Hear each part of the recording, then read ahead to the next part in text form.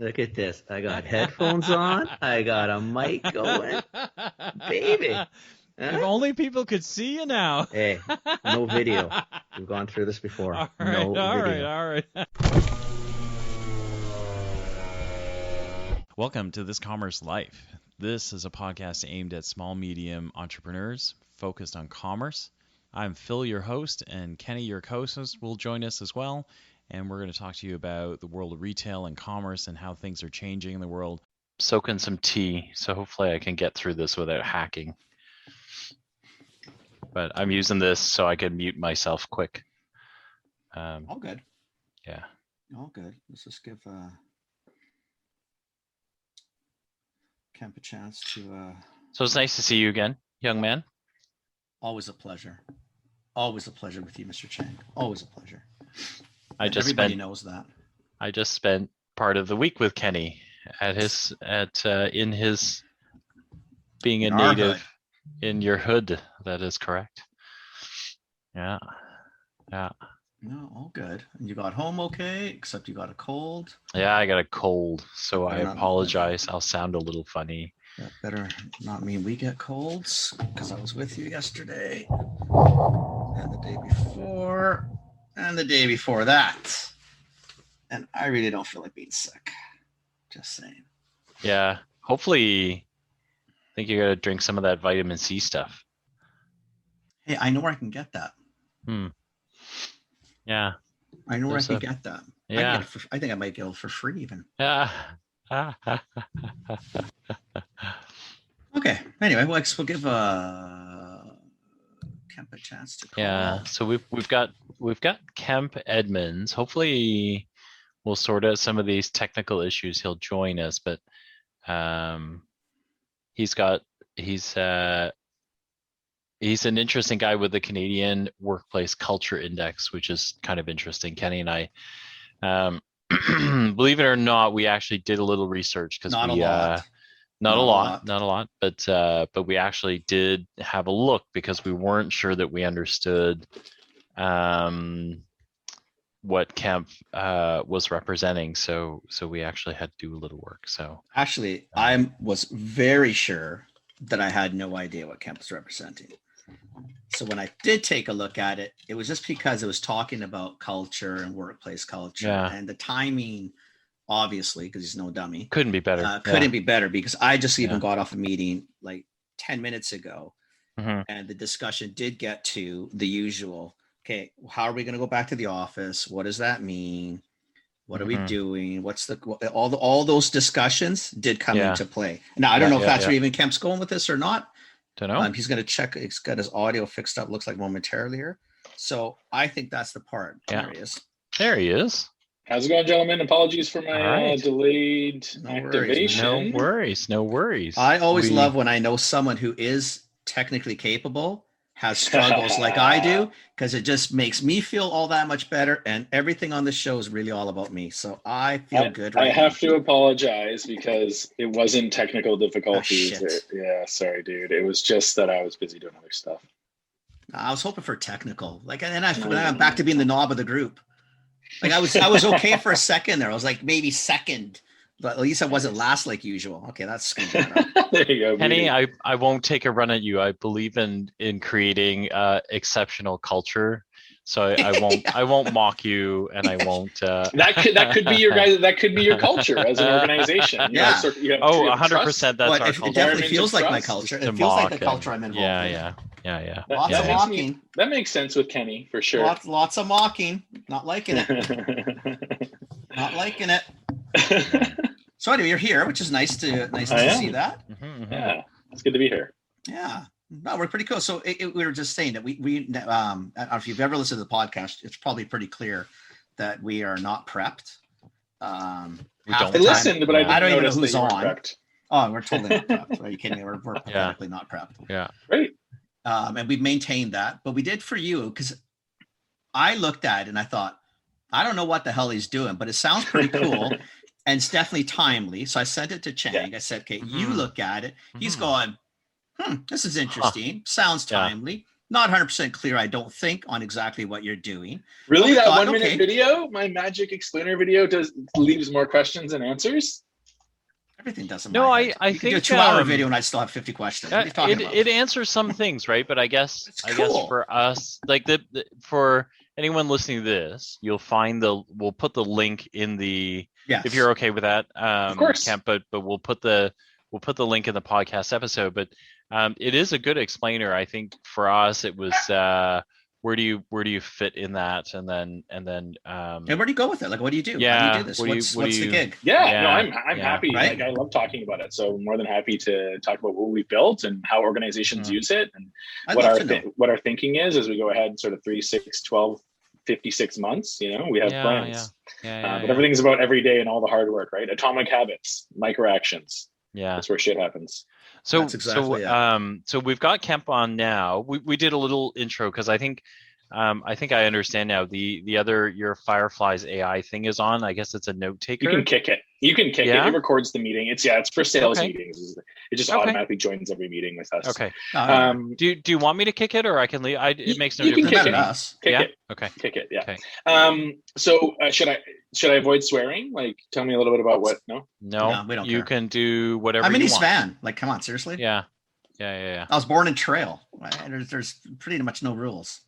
Should I answer this phone call? I don't know. No. I think we've even let people do that. I wouldn't recommend it, but I think we've probably let people do that one too. And then Phil and I just talk to ourselves.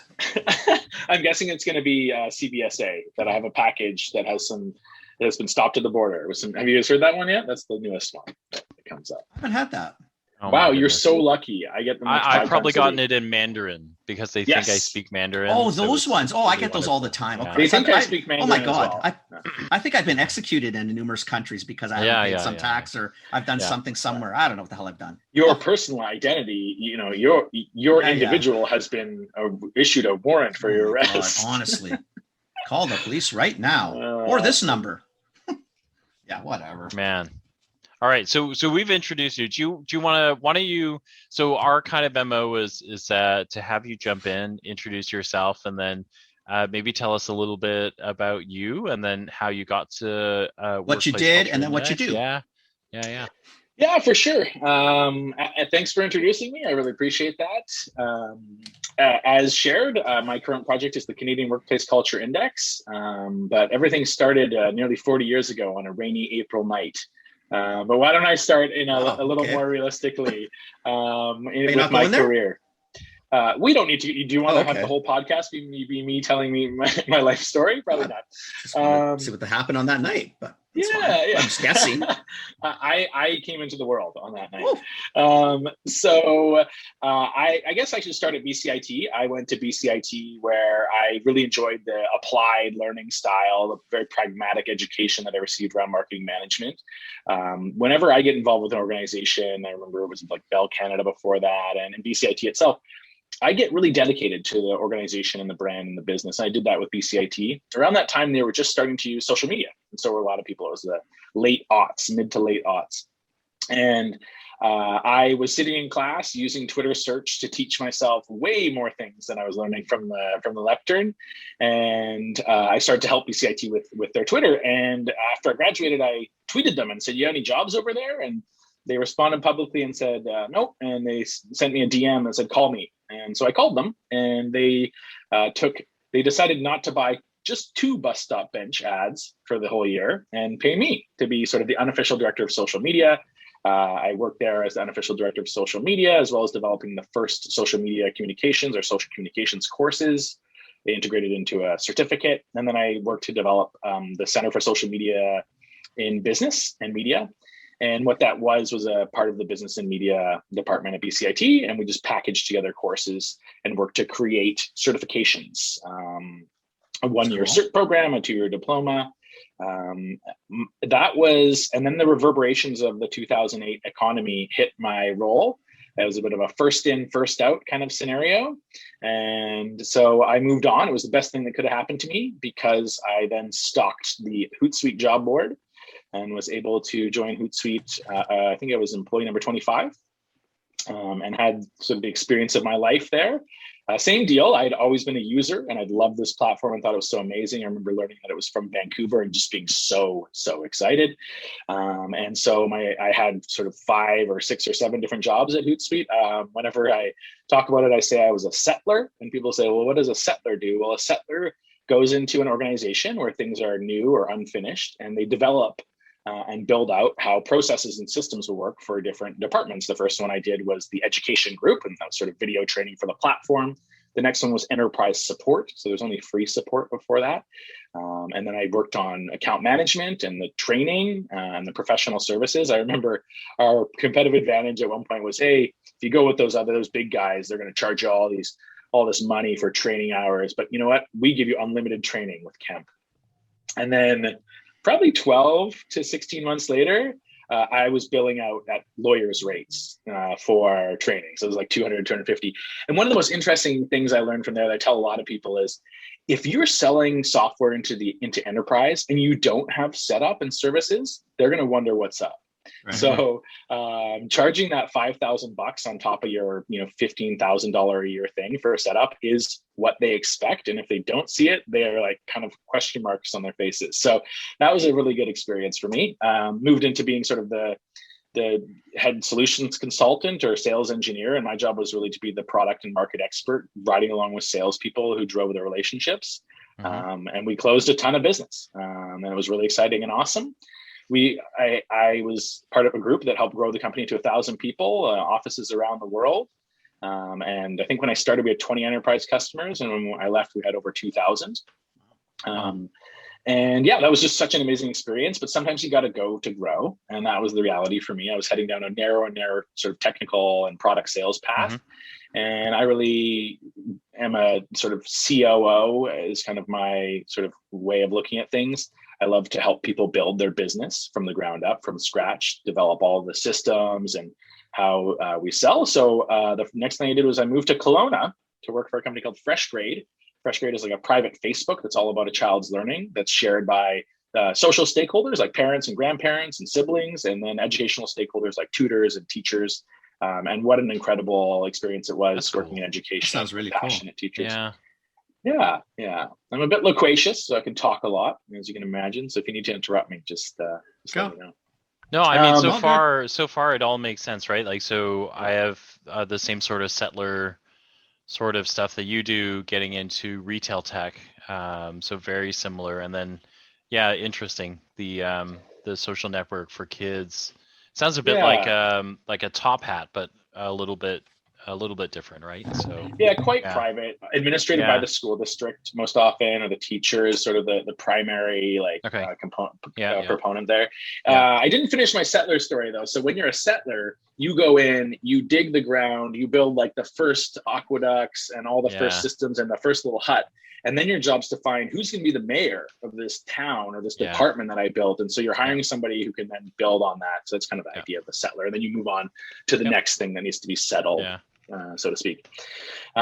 So then I moved up to Kelowna and worked with FreshGrade, a really incredible experience, and an interesting company, recently sold actually to one of the largest Montessori networks in the world, or the largest Montessori network in the world. And then I moved on to work for another big company, well-known company in Kelowna called Get in the Loop. Get in the Loop is a double-sided marketplace where you have businesses on one side and you have consumers on the other. Imagine if there was something like Groupon, but it was really more for coupons and deals and loyalty. And if you never paid Groupon, all you did was you went to those businesses that promoted those offers through that network, and you got the offer. You showed the offer on your phone and able to redeem it that way. More akin to coupons and loyalty programs than to middleman scenarios with massive deals like the Groupon. That was really cool because my name of Hootsuite, really inspired leader and founder, an amazing guy named Matt Crowell. And there's nothing like working for somebody who wakes up every morning thinking about their business and goes to sleep at night thinking about it. It's so inspiring and easy to get behind them and help them build it out. So my wife and I realized that Kelowna was a bit small for us. We were born and raised in Vancouver in the city, both of us. And it was just, it felt a bit small, a great place to visit for a few weeks a year. We still own property there, but we moved back to Vancouver and I joined a company called Digital Media Academy. Digital Media Academy started in 1999 on the campus of Stanford University, providing teachers and students education about computers and technology. At that time, you can imagine it was Adobe, Photoshop, and Publisher, and those kind of things. And today, it's artificial intelligence and JavaScript and Python and robotics and all these wonderful programs, STEM and STEAM learning. And the job there was to transition the company from the previous iteration, which was it had 40 people at an office that had a warehouse in the back that was down the road from Netflix. You can imagine in Los Gatos, California, you can imagine the cost that might be associated with something like that. And we transitioned the business to 5 people working out of a houseboat on Granville Island in Vancouver, and still ran summer camps across North America at 12 different universities: Stanford, Harvard, NYU, UBC, U of T, that kind of thing. And of course, COVID came and transformed the business completely. I'd really rebuilt the entire tech stack, saved the company almost 80% on operational costs. And you can imagine the savings on the employees full-time from 40 to 5. So yeah, they're still going strong. But I think I was talking to somebody about this last night. I like to help people build their businesses and transform their businesses. And, sort of there's a timeline about that. And sort of once we're through that, sometimes, unless it's a rocket that I'm excited to ride, it's sometimes time for me to go. And so I have teamed up with a pal that I met 15 years ago at the Vancouver Board of Trade, and another inspiring leader. And he runs a company called the Reframe Group. And the Reframe Group is a very different kind of insurance company that does group benefits, group retirement, commercial insurance, personal lines, all kinds of insurance, and that kind of thing. And he had this idea, and this whole idea of launching the Canadian Workplace Culture Index. He wanted to launch a report, an index, and a certification program. And when I arrived, the idea was that it was going to build out a report and do that for a year or so and use the data from the report to create this index. Luckily, they had begun a relationship with the Angus Reid Institute, one of the most well-known non-for-profits doing reporting and research about the opinions of Canadians. And so, so that's what I've been doing since April of 2021. And so we launched in September, and what we've launched is we do not assess people's workplace culture. We have created an index or a benchmark that represents the opinions of the average Canadian about workplace culture. And we allow organizations to use a modern conversational chat survey that's optimized for mobile. Imagine a chatbot meets text messaging, meets meets Google Forms. And so that's what we have for employees. It takes about 5 to 7 minutes. For the project manager or the lead, it takes about 20 or 30 minutes. We're really obsessed with saving time and providing massive amounts of value. Not only do we churn out scores and percentiles and against industry averages and national averages, but we also provide an actionable insights report. So, taking my educational background, we group organizations into 3 different categories: emerging, evolving, and excelling, around 7 different workplace attributes, an overall score, along with attributes like workplace satisfaction, company care, diversity and inclusion, employee connection, information and recognition, and loyalty. And we provide them with insights. Here are 10 or 12 ideas about how you can improve this particular score area. We worked with our board of advisors and HR professionals to do that. And so now we're selling into, people in culture / HR and the C-suite to provide Canadian workplace culture certification. And that's a good roundup of me in my professional career for the last 15 years or so. You're a busy boy. Yeah, quite busy. I identify with a lot of those things, kind of going in and building, kind of the forming and the norming, storming and the forming. But when we get to norming, I'm out. So I identify with lots of those things.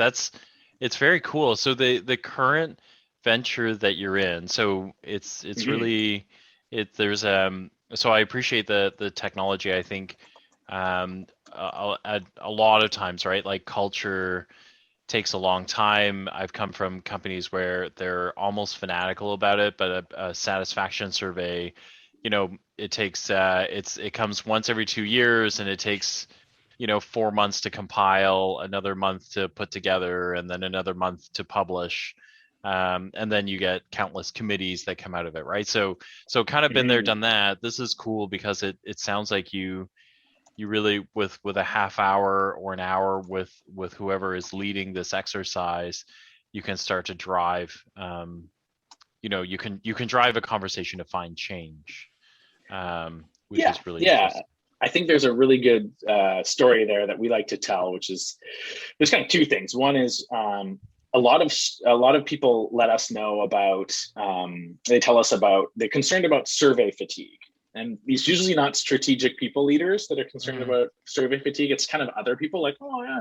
And when we talk to strategic people and culture leaders or leaders of an organization that thinks strategically about people and culture, they say there is no survey fatigue. There's lack of action fatigue. And so what happens is, to your point, they spend the 4 months to do all this stuff, and they get the survey and they get the data. And actually, this is like one of our main theses about why I've created what we've created around actionable insights is there's no real value in data and numbers.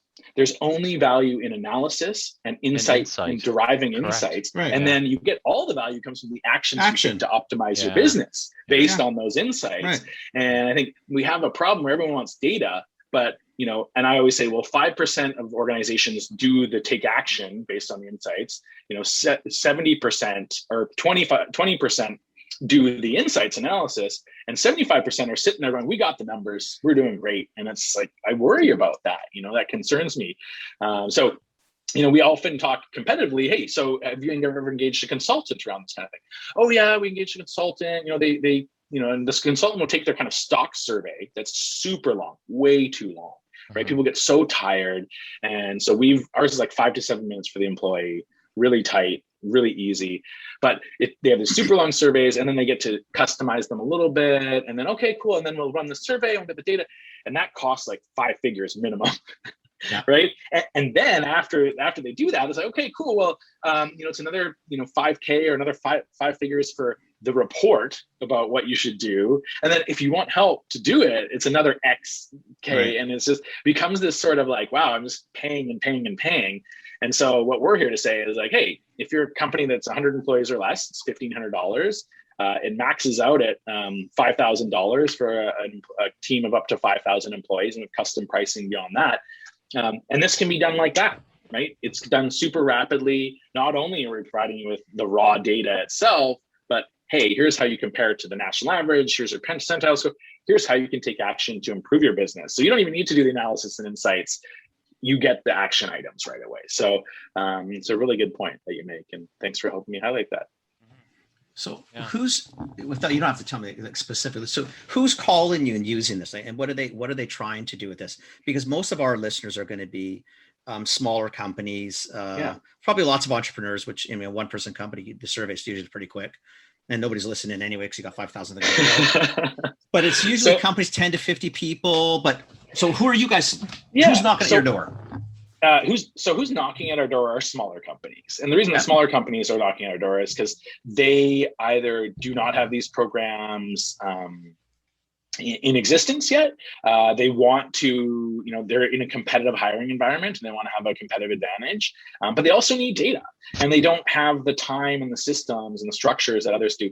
The truth is that every organization is our customer, but you can imagine that if I talk to let's say a 1,000 person company that's been going with our competitor for 10 years, they're going to ask me, well, what's the reputation of this? Well, I'm like, well, we've been around a month.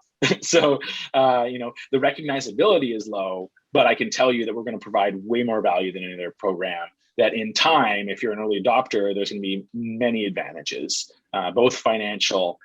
In the future, we have some great plans for our loyal early customers, and also in terms of the insights and the value that we have to offer. So there is also this on one axis you have time to implementation, and the other axis you have number of employees. Right. And so we're engaging companies with more than 1,000 employees, more than 5,000. And it sounds like it's going to be like, maybe next fall, that might be the earliest time to roll it out. So you can so our sweet spot is you do have to have a minimum of 10 employees. But we do also have partners, consulting partners and referral partners. So if you're a one-person operation and you work with businesses, maybe in a marketing or a branding or a PR or a human resources consulting capacity, or you're an agency of some kind, we'd be a great solution for some of your customers, whether that's to improve employer brand or to get data and insights. In some cases, some consultants that we're working with are actually using it as a diagnostic assessment. So at the beginning of their 6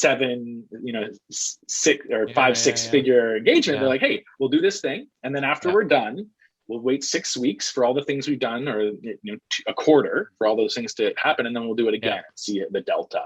So those are some of the ways that we're working with smaller organizations or smaller entities, less than 10 people, or agencies, that kind of group. Right.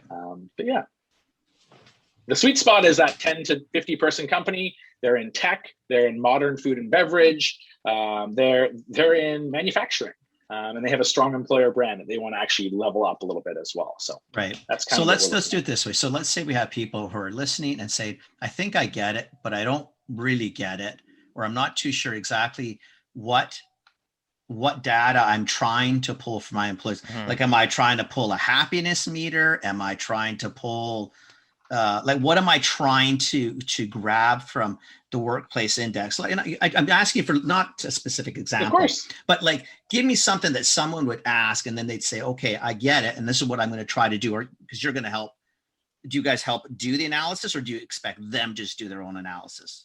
So again, what we deliver is we deliver the data. So hey, here's how everyone responded. We are very serious about anonymity and privacy of employees. So we do protect all of their anonymity and privacy. So there's no through line to say that person's this age, this tenure. Well, there's no names, but it's like that age, that tenure, that ethnicity, that department. Oh, I know who that is, right? So there is no spreadsheet where you get to see all the information, everything connected to one another. But we're going to deliver the responses to each individual question. We also collect qualitative responses through 2 engaging questions. One is, hey, you're out with family and friends on a beautiful summer day, and the topic of work comes up. People are curious about what it's like to work at your company. What do you tell them? Yeah. And then the other one is kind of comes at the end. And it's interesting. That's they are interesting responses, and people feel quite comfortable based on the ones that I've got to see to share their honest feedback. Really? The last one is, the last one is an open mic. And it basically says, hey, tell us everything, the good, the bad, the ugly. What do you want to see? What do you hate? And there's always some interesting ones in there. We deliver all that. And is the open mic actually an open mic? Like, it's actually like a recorded video or audio file? They can record a video, and then the video is transcribed into text, and then we provide the transcribed text version. Wow. Right. We were initially going to provide the videos, but it's pretty undersubscribed, as you might imagine. People just, what's your face is there? I don't see a lot of people lining up for that as employees. I think, I don't know. Exactly. Kenny and I are on podcasts a lot, right? But we have lots of audio tells, right? So like, to anonymously open mic it wouldn't be anonymous at all. Like they'd spot Kenny in the first 2 words, I think, and then me in the first 4 words maybe, but it wouldn't be totally great. So what we're doing then is, so you have all that. That's the stuff that you may do your own analysis of, but then we're providing you with these scores and these definitions. We also tell people and show them what questions are weighted to which scores. So diversity and inclusion has 7 questions weighted to it. Things like, I feel like I can be my authentic self at work. And we have an ENPS score in there. How likely are you to recommend working here to other people? We have, when we go to loyalty, it's one of our most interesting. So not only, to build this index, we surveyed more than 3,000 Canadians, and, some really interesting insights. So loyalty is made up of 2 questions. One is, do you see yourself at your company in 5 years? And the other one is, would you leave your current role for the same position in another company for a 10% raise? 60% of Canadians said yes. They'd actually leave. Yes, 60%. That's how loyal we are for a 10% bump. Well, the important thing to know about that is we should survey every country and every place before we think that that's a bad score, right? I think you are right to think that. So when we look at doesn't sound that good. It is not good. So just to give you an idea. So sorry. It's the truth. Please continue. I think it's just the truth of people's lives, right? Especially if you think about the distribution of people that might work hourly wages, right? If you're in that position, Yeah. you know, I think, whereas if you're on the higher end, I think you're less likely. And that's actually what we saw. So when we looked at age, we saw that older people, unless they were in retirement age, Right. they were much more likely to be super loyal. Whereas younger people, likely based on sort of their own lifestyle and the types of jobs they have, you know, under 25s and even under 35s, loyalty was a lot lower. Okay, that makes sense, I guess. Yeah. And then, but it also makes sense from that regard as well, right? Is when you get into an organization, your biggest bump is when you sign in, right? Like, so when you sign up, that first offer letter is your bump. So wherever you came from, right? Like, because the reality is between 25 and 35, right? Like, particularly if you, like, you're a Fortune 500 company, it's you know, there's a template, right? Like, so you don't get very far, right? And you get the 1%, you know, cost of living raise a year, and then, you know, they make you work pretty hard for the other 1% that you might qualify. You know, you got to achieve 100% of your personal objectives. The company needs to hit there, you know, in order to get the other 1%. So it's 2%. But if I move for the same job at another company, I get 10 right off the get-go. Yeah, no, that's a really good point. Yeah. I really want to make sure I answer Kenny's question about what we're providing people, and just finish that up. And really, for me, it's really about this combination of an improvement employer brand to help you recruit and retain top talent, right? This is something that our partners are putting on their website. They're featuring prominently, you know, they're getting behind it to show people that we are a Canadian workplace culture leader. And this is what that represents and what that means. And then, of course, all that data is valuable, but of course, then we provide the actionable insights. These are specific to-dos that will help you to improve these specific areas of your organization.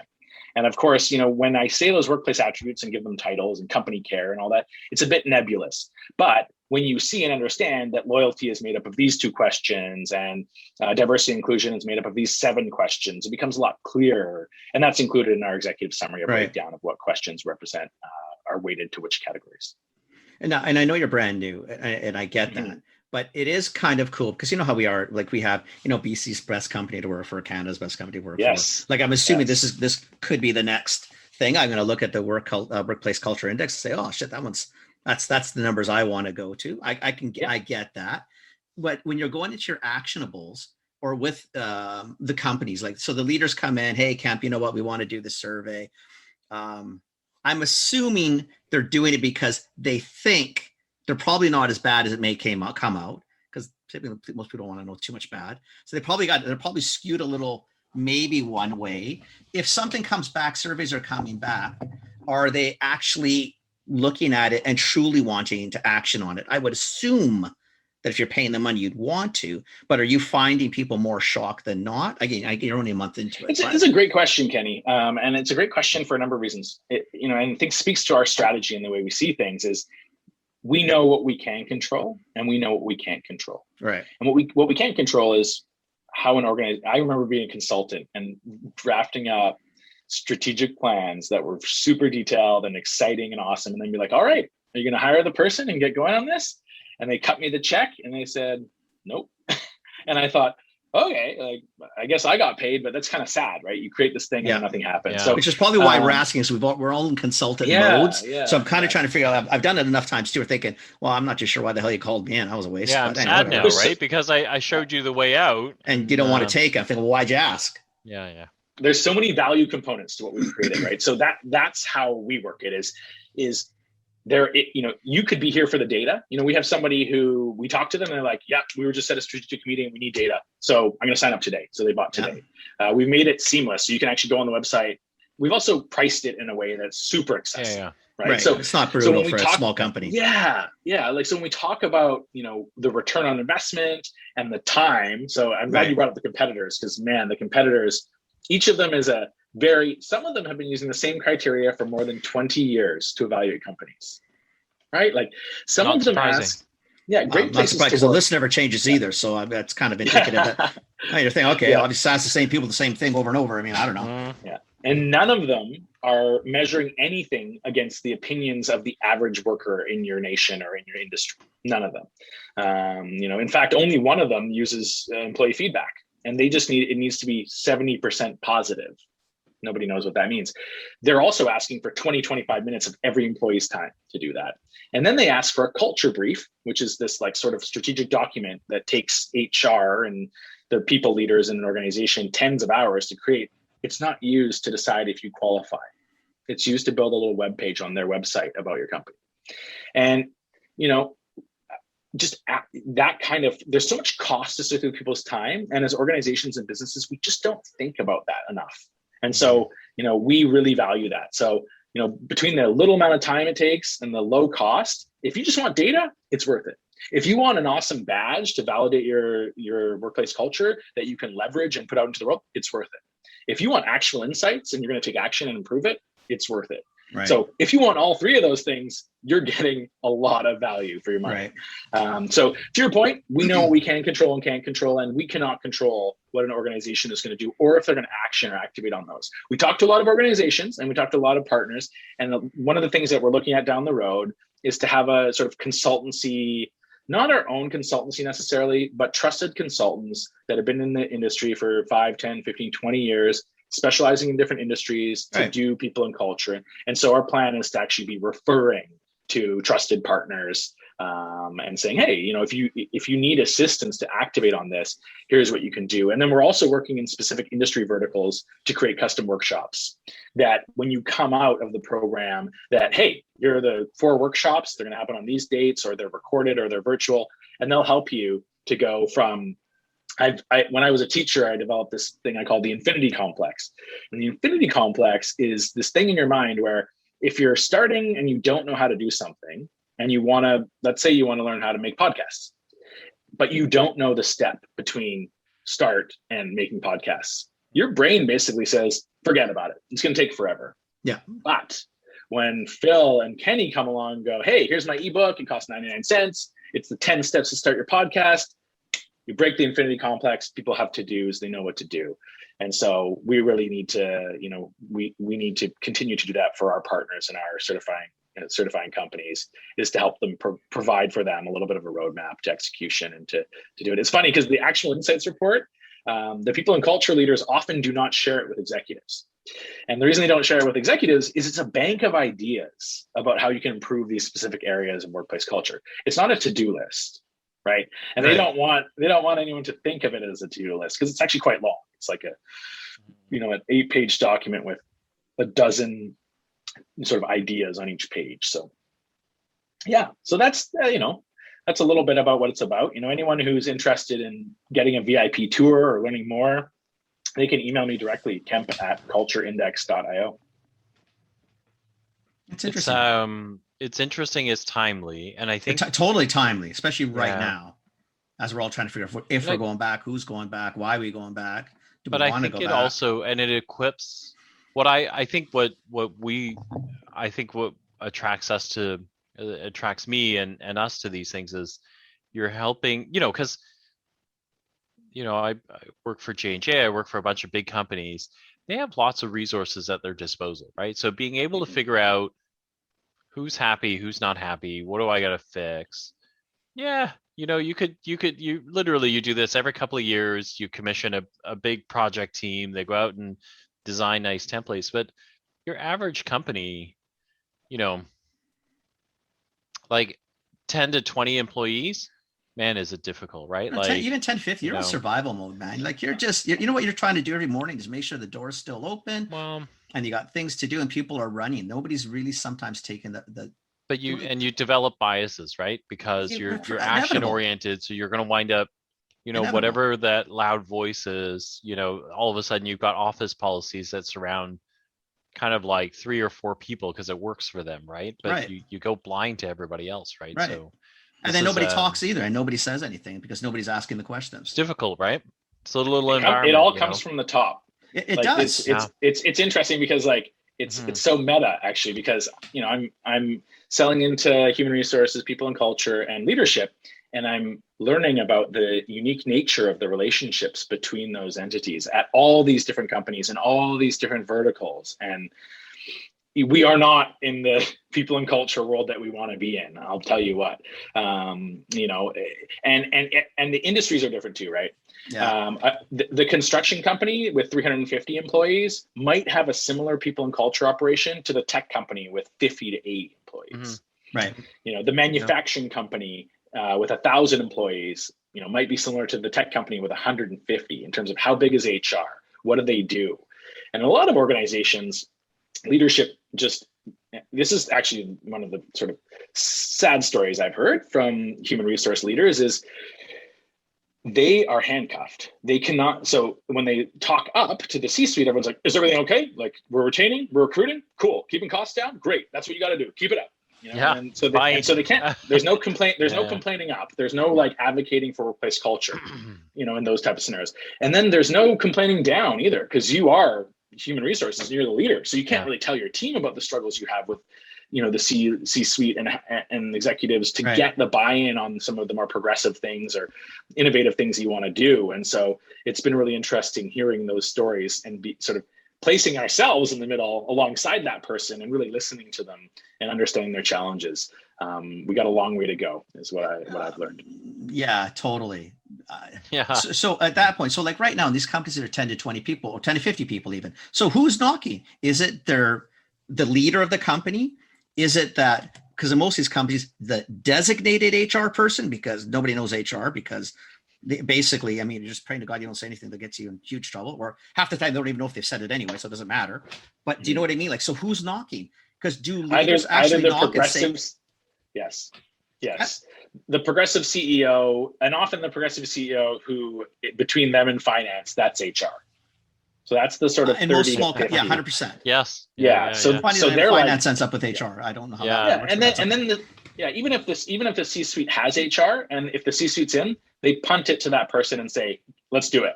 Right. And so, you know, that's the easiest one for us. Although it's always interesting because then it's like, you know, the human resource team is like, oh, well, we have all the things that we're planning and these strategies, and how long is this going to take? And because of the predecessors in the market, they think everything takes a long time. Right. And we're like, no, this doesn't take it. For example, I was talking to somebody like, oh, well, it's the conference season. So all our salespeople are at these conferences. So they're really busy. And I was like, I didn't say it because I wanted to be polite to them. I'm like, okay, yeah, I understand that. But I don't know about you guys. You ever go to conferences? The amount of time you sit around, like to have 5 to 7 minutes to complete a conversational chat survey on your phone is like, conference time is the time. Like I was a bit shocked, but that's the nature of the culture at that organization. Is that don't bother the salespeople during conference time, right? They're making money. And so anyway, lots of learning. And that's also built into the sales culture, because you know what sales is going to do? Like if you're in the sales buying or whatever, it's just another HR program. I got to waste time to do this. I could be taking calls and buying or selling stuff. So their attitude already is a shits. Then you get into executives. What's this costing me? Yeah. Right, guys, that's all I care about. So it's trying to find that time. Yeah. And on the old ones, like Phil said, like as an employee, when we did them, like a lot of times you would look at it, and I know you didn't do this, I'm glad you said it, but there would be smaller groups, right? And then you think, well, fuck, I ain't going to do this because there's only 10 of us in this group. They know who the hell's saying what. So forget that. So none of us did it, right? Or it just wasn't interested. Yeah. Then there's the other one to take 45 minutes. Then it took 4, 5, 6 months to get the results. And then you kind of knew that nobody gave a shit anyway. So it wasn't going to get implemented. So as employees, you become a roadblock too, because you're thinking, yeah, this is great. So they're going to tell us all these great things. Oh, I want your opinion. And and you're thinking, yeah, whatever. I'm not going to do anything with it. What do I care? Lack of action fatigue. Well, right? That's what it's all about. I don't mind taking the time if I know someone's going to do something. Otherwise, don't waste my time. To your point, honestly, anything more than 10 minutes, 15 minutes. I think you're pushing time. People start to crank those things and they just go like, the worst things you see in surveys are those giant matrices, right? Like rank all of these and like, how do you feel about these 17 things? Yeah. Like, on the 17th one, not too good. I'm not feeling good about anything at this point. I don't want to finish any of this now. So so we just avoid all that kind of stuff. That's cool though.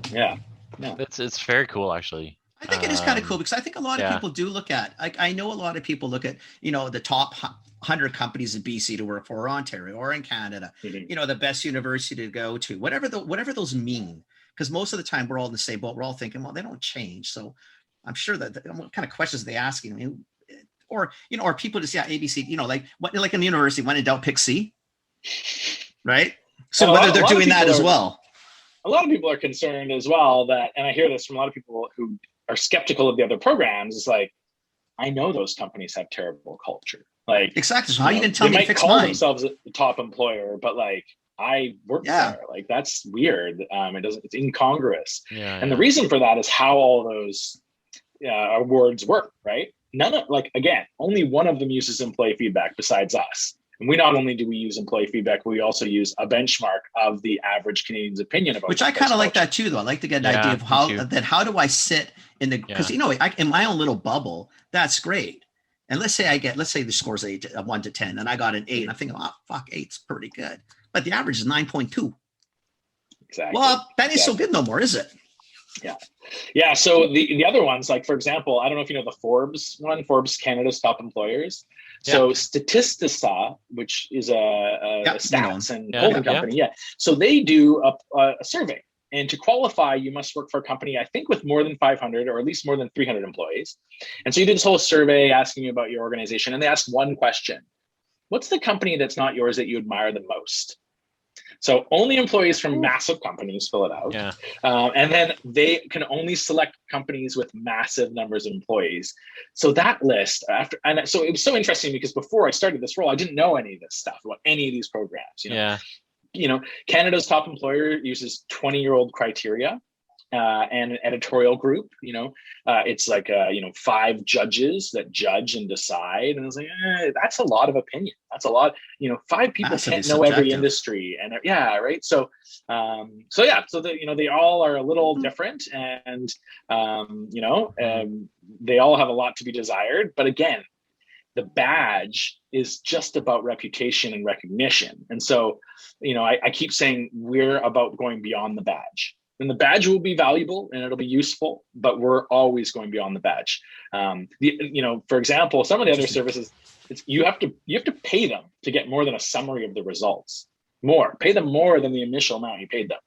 If you want any kind of analysis, or that's just like, it's a bit of bait and switch. You're really buying the badge. You're not buying the data or the insights or any of that kind of stuff. And so agree. We just wanted to create something totally different.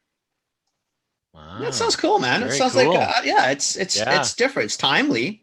I mean, you're at the perfect time to do this, because I'm sure there's a lot of, again, like our sweet spot is the 10 to 50, 10 to 100 people. I think there's a lot of those companies that really are in a funny spot right now. They're watching major corporations and trying to figure out how they're going to manage this work at home, come back, remote, whatever the situation is, and are probably unsure of really where their employees really sit. And sometimes it's hard to ask people, because internally, it depends on what type of leader you are or whoever's leading these people, is what answers they'll give you. And it is sometimes nice to have it into an anonymous format where I may be able to be a little bit more truthful, for lack of a better, or, candid, where I'm not going to get thumped on. And then bench it against a group of people. I like that too, though. I like to see I'm glad I know what I am, but what am I relative to maybe others in my industry, because maybe I can use that as a calling card too. I mean, maybe we're not as bad. Maybe we're worse than we think we are, and maybe we're better than we think we are. Yeah, I think for us, it reminds me of this little story I told about when people said, "Is social media a fad?" In the late aughts, and I would always say, anything really new and awesome works like this: a third of the people, and this is just a generalization, but a third of people see the bus, they see the new thing, the bus, they understand that it's good and cool, they get on and they're rocking out and having a great time. Another third of people see all the people on the bus having a great time, go, I got to get on that bus. And a third of people get left at the bus stop. And I think that's kind of what, like anything that's awesome, that's kind of what we're going to see and do and see happening. Good for you, buddy. We like it. Pretty cool. I like it. This is pretty cool. I think it's a neat thing. I think it's timely. I think it's good. I think people should be doing it. Thanks, guys. Yeah, I appreciate it. That's 2 cents worth of opinion. We're gonna leave your LinkedIn and then you had your email, so we'll put that in the show notes as well. And then is it okay to link your kind of 60-second explanation? Yeah, please. Yeah. The website and the video would be great to just put out there. They're great resources. So it's a 1-minute explainer video. Yeah. Everybody's got 1 minute to learn about something new. So exactly. And if you want a little bit more, they can listen to the podcast. Yeah. It's awesome. Right? Awesome. Kemp, thanks for joining us. I appreciate it, man. Thank you. Short notice my too. pleasure. That's great, man. Yeah. Thank you. I enjoyed it. Thanks for having me. Okay, my friend, take care of yourself. Take care. And we'll chat soon. And Mr. Chang, stay on the line. Yeah. Have a great Friday. Nice, All right, Kemp. You guys. too, Take man. care. Take care, buddy. Bye, Kemp. That's cool. Kind of interesting, right? I mean, it's Yeah.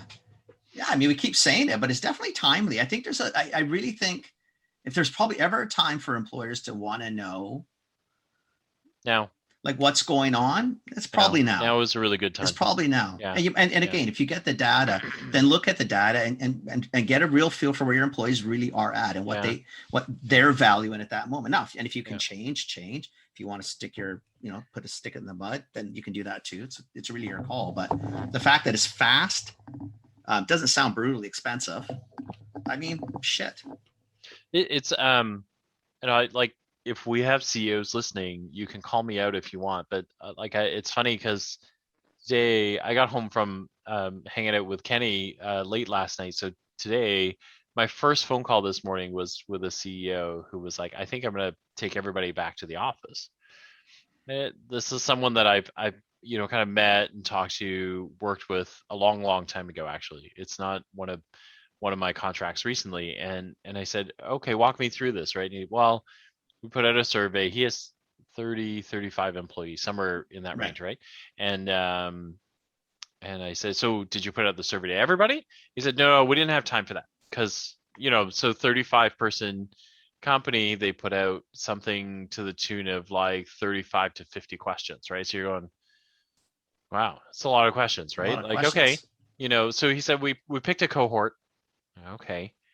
And then he said, "Yeah, so when I got the answers back, they seem like they actually really want a hybrid model." And I said, "Okay, so why are you going back?" And he goes, "Well, I saw the people that were on the list that we surveyed, and I can see, like so and so and so." So he was able to name either it wasn't clear. He wouldn't answer that question because I think he knew where I was knew going who it was. with it. Bottom line, he could figure out. So he knew either he figured it out or he, Right.